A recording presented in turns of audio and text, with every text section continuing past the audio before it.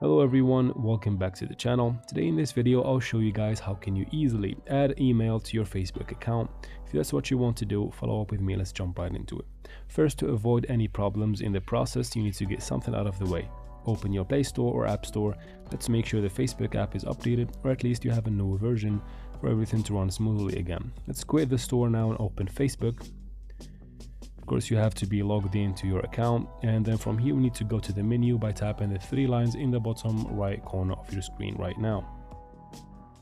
And now from here you need to go to settings. Basically, you can tap on the gear icon in the top right corner of the screen, or you can tap on settings and privacy, and then from here you go to settings.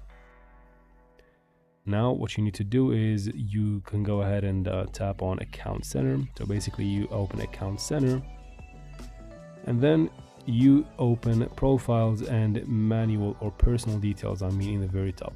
Usually it was in your information and permission or something like that, but Facebook changed that around.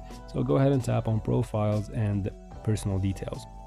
Within profiles and personal details, you will find the email or basically the phone number linked to your account. Under personal details, tap on personal details or contact info to be able to add email. As you can see here, if you want to add the email to your Facebook account, all you need to do is to tap on add email in the bottom right here.